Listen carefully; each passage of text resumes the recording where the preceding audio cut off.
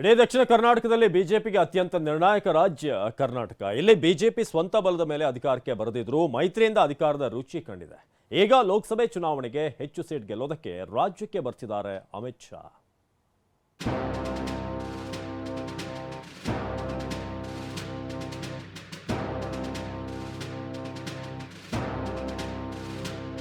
ಲೋಕ ಗೆಲ್ಲುವ ರಣತಂತ್ರ ರೂಪಿಸಲು ರಾಜ್ಯಕ್ಕೆ ಅಮಿತ್ ಶಾ ಎಂಟ್ರಿ.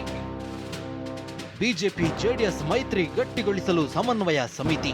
ಲೋಕಸಭೆ ಚುನಾವಣೆ ಹತ್ತಿರದಲ್ಲಿದೆ. ಬಿಜೆಪಿ ದಕ್ಷಿಣದ ಹೆಬ್ಬಾಗಿಲು ಕರ್ನಾಟಕದಿಂದ ಹೆಚ್ಚು ಸ್ಥಾನ ಗೆಲ್ಲಲು ಬಯಸಿದೆ. ಈ ಹಿನ್ನೆಲೆ ರಾಜ್ಯಕ್ಕಿಂದು ಬಿಜೆಪಿಯ ಚುನಾವಣಾ ಚಾಣಕ್ಯ ಅಮಿತ್ ಶಾ ಬರ್ತಿದ್ದಾರೆ. ರಾತ್ರಿ 10:50ಕ್ಕೆ ಮಂಡಕಹಳ್ಳಿ ವಿಮಾನ ನಿಲ್ದಾಣಕ್ಕೆ ಬಂದಿಳಿಯಲಿರುವ ಅಮಿತ್ ಶಾ ರ್ಯಾಡಿಸನ್ ಹೋಟೆಲ್ನಲ್ಲಿ ತಂಗ್ತಾರೆ. ನಾಳೆ ವಿವಿಧ ಕಾರ್ಯಕ್ರಮಗಳಲ್ಲಿ ಭಾಗಿಯಾಗ್ತಾರೆ. ಕ್ಲಸ್ಟರ್ಗಳ ಸಭೆ ಮಾಡಿ ಚುನಾವಣೆ ಗೆಲ್ಲಲು ತಂತ್ರ ರೂಪಿಸುತ್ತಾರೆ. ಅಮಿತ್ ಶಾ ನಾಳೆ ಬೆಳಗ್ಗೆ 11 ಗಂಟೆಗೆ ಶ್ರೀ ಚಾಮುಂಡೇಶ್ವರಿ ದರ್ಶನ ಪಡೆಯುತ್ತಾರೆ. ಬಳಿಕ 11:45ಕ್ಕೆ ಕಾಪ್ಟರ್ ಮೂಲಕ ತೆರಳಿ ಸುತ್ತೂರು ಜಾತ್ರೆಯಲ್ಲಿ ಭಾಗಿಯಾಗಲಿದ್ದಾರೆ. ಮಧ್ಯಾಹ್ನ 1:30ಕ್ಕೆ ಶ್ರೀಮಠದಲ್ಲೇ ಊಟದ ವ್ಯವಸ್ಥೆ ಇದೆ. ಮಧ್ಯಾಹ್ನ 2:30ಕ್ಕೆ ರ್ಯಾಡಿಸನ್ ಬ್ಲೂ ಹೋಟೆಲ್ಗೆ ವಾಪಸ್ ಆಗಿ ಮಧ್ಯಾಹ್ನ 2:40ಕ್ಕೆ ಸಭೆ ನಡೆಸಲಿದ್ದಾರೆ. ಸುಮಾರು 2 ಗಂಟೆ ಪಕ್ಷದ ನಾಯಕರು ಕಾರ್ಯಕರ್ತರ ಜೊತೆ ಸಭೆ ನಡೆಸುತ್ತಾರೆ. ಇದರ ಮಧ್ಯೆ ಜೆಡಿಎಸ್ ಮತ್ತು ಬಿಜೆಪಿ ನಾಯಕರು ಮತ್ತು ಕಾರ್ಯಕರ್ತರ ಒಗ್ಗಟ್ಟಿಗೂ ತಂತ್ರ ಹೆಣೆಯಲಾಗ್ತಿದೆ. ಇನ್ನು ಲೋಕಸಭೆ ಚುನಾವಣೆಯಲ್ಲಿ 28 ಕ್ಷೇತ್ರಗಳಲ್ಲೂ ಗೆಲ್ಲುವ ಗುರಿಯೊಂದಿಗೆ ಶೀಘ್ರವೇ ಕಮಲ ದಳ ನಾಯಕರ ಸಮನ್ವಯ ಸಮಿತಿ ರಚಿಸಲಾಗ್ತಿದೆ. ಈ ಮೂಲಕ ಸ್ಥಳೀಯ ಮುಖಂಡರನ್ನ ವಿಶ್ವಾಸಕ್ಕೆ ತೆಗೆದುಕೊಳ್ಳಲು ಪ್ಲಾನ್ ಮಾಡಲಾಗ್ತಿದೆ.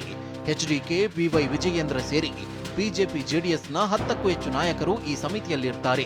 ಸಮನ್ವಯ ಸಮಿತಿ ಅಧ್ಯಕ್ಷರಾಗಿ ಎಚ್ಡಿಕೆಗೆ ಅವಕಾಶ ಸಿಗುವ ಸಾಧ್ಯತೆ ಇದೆ. ರಾಜ್ಯ ಎನ್ಡಿಎ ಮೈತ್ರಿಕೂಟದ ಸಂಚಾಲಕ ಹುದ್ದೆ ವಹಿಸಿಕೊಳ್ಳಲು ಎಚ್ಡಿಕೆಗೆ ಸಲಹೆ ನೀಡಲಾಗ್ತಿದೆಯಂತೆ.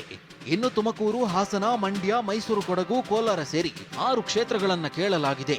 ದೇವೇಗೌಡರ ಕುಟುಂಬದಲ್ಲಿ ಇಬ್ಬರಷ್ಟೇ ಅಭ್ಯರ್ಥಿಗಳಾಗಬಹುದು ಅಂತ ಜೆಡಿಎಸ್ ಶಾಸಕ ಜಿಟಿಡಿ ಹೇಳಿದ್ದಾರೆ. 6 ಕ್ಷೇತ್ರಗಳನ್ನ ಕೇಳಬೇಕು ಅಂತೇಳಿ ಹೇಳಿದ್ದಾರೆ. ಹಾಸನ, ತುಮಕೂರು, ಮಂಡ್ಯ, ಮೈಸೂರು, ಉತ್ತರ, ಬೆಂಗಳೂರು ನಾರ್ತು, ಗ್ರಾಮಾಂತರ, ಕೋಲಾರ, ಚಿಕ್ಕಬಳ್ಳಾಪುರ ಇಷ್ಟು ಕ್ಷೇತ್ರಗಳಲ್ಲಿ ನಮ್ಮ ಅಭ್ಯರ್ಥಿಗಳು ಗೆಲ್ಲಲಿಕ್ಕೆ ಅವಕಾಶ ಇದೆ ಅಂತೇಳಿ ನಾವು ಹೇಳಿದ್ದೇವೆ ನಮ್ಮ ನಾಯಕರುಗಳಿಗೆ. ಸುಮಲತಾಗೆ ಬೆಂಗಳೂರು ಉತ್ತರ ಕ್ಷೇತ್ರ ನೀಡುವ ಬಗ್ಗೆ ಚರ್ಚೆ. ಈ ಮಧ್ಯೆ ಮಂಡ್ಯ ಕ್ಷೇತ್ರ ತ್ಯಾಗ ಮಾಡಿದ್ರೆ ಹಾಲಿ ಸಂಸದೆ ಸುಮಲತಾಗೆ ಬೆಂಗಳೂರು ಉತ್ತರ ಕ್ಷೇತ್ರ ನೀಡುವ ಬಗ್ಗೆ ಚರ್ಚೆ ನಡೆಯುತ್ತಿದೆ. ಹಾಗಾಗಿ ಬಿಜೆಪಿ ಪ್ರಬಲವಾದ ಈ ಕ್ಷೇತ್ರವನ್ನ ಮುಕ್ತವಾಗಿರಿಸಲಾಗಿದೆ. ಆದ್ರೆ ಮಂಡ್ಯದಿಂದ ಸುಮಲತಾ ಸ್ಪರ್ಧಿಸಿದ್ರೆ ಸ್ವಾಗತ, ಆದ್ರೆ ಅವರು ಕಾಂಗ್ರೆಸ್ಗೆ ಹೋಗಬಹುದು ಅಂತಿದ್ದಾರೆ ಜಿಟಿಡಿ. ಮಾಜಿ ಸಚಿವ ಸಿಟಿ ರವಿ ಹೆಸರು ಕೂಡ ಇದೇ ಕ್ಷೇತ್ರದಲ್ಲಿ ಕೇಳಿ ಬರ್ತಿದೆ.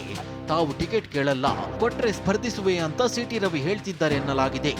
ಮತ್ತೊಂದೆಡೆ ಒಕ್ಕಲಿಗ ನಾಯಕತ್ವದ ಪ್ರಾಬಲ್ಯಕ್ಕಾಗಿ ಬಿಜೆಪಿಯಲ್ಲಿ ಕಾಳಗವಿದ್ದು ಸಿಟಿ ರವಿ ಬೆಂಗಳೂರು ರಾಜಕೀಯಕ್ಕೆ ಬರದಂತೆ ತಡೆಯುವ ಯತ್ನ ನಡೆದಿದೆ ಎನ್ನುವ ಮಾತುಗಳು ಕೇಳಿ ಬರ್ತಿವೆ.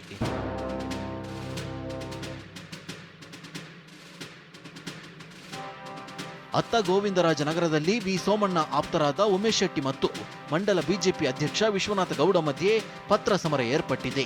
ಬೆಂಗಳೂರು ದಕ್ಷಿಣ ಜಿಲ್ಲಾಧ್ಯಕ್ಷರಿಗೆ ಮಂಡಲದ ಪದಾಧಿಕಾರಿಗಳ ಬದಲಿಸಲು ಉಮೇಶ್ ಶೆಟ್ಟಿ ಪತ್ರ ಬರೆದಿದ್ದಾರೆ. ಕೋಲಾರ ಲೋಕಸಭಾ ಅಭ್ಯರ್ಥಿ ಆಯ್ಕೆ ಕಾಂಗ್ರೆಸ್ಗೆ ಕಗ್ಗಂಟು. ಚಿನ್ನದ ನಾಡು ಕೋಲಾರ ಲೋಕಸಭಾ ಕ್ಷೇತ್ರದ ಕಾಂಗ್ರೆಸ್ ಅಭ್ಯರ್ಥಿ ಆಯ್ಕೆ ವಿಚಾರದಲ್ಲಿ ಗುಂಪುಗಾರಿಕೆಯಿಂದಾಗಿ ಕಗ್ಗಂಟಾಗಿದೆ. 2 ಬಣದಿಂದಲೂ 2 ಹೆಸರನ್ನ ಸೂಚಿಸಲಾಗಿದೆ. ದಲಿತ ಮುಖಂಡನಿಗೆ ಮಾಜಿ ಸ್ಪೀಕರ್ ರಮೇಶ್ ಕುಮಾರ್ ಬಣ ಮನೆ ಹಾಕಿದ್ರೆ, ಅತ್ತ ಸಚಿವ ಕೆಎಚ್ ಮುನಿಯಪ್ಪ ಬಣವೂ ಸಹ ಮುನಿಯಪ್ಪ ಹೆಸರಿನ ಜೊತೆಗೆ ಅಳಿಯ ಚಿಕ್ಕಪೆದ್ದಣ್ಣ, ಮಗ ನರಸಿಂಹರಾಜು ಹೆಸರು ಕೇಳಿಬಂದಿದೆ. ಯಾವ ಅಭ್ಯರ್ಥಿ ಆಯ್ಕೆ ಮಾಡಿದ್ರೂ ಬಣ ಬಡಿದಾಟ ನಡೆಯುವ ಸಾಧ್ಯತೆಯಿಂದ ಟಿಕೆಟ್ ಕಗ್ಗಂಟಾಗಿದೆ. Bureau report, TV9.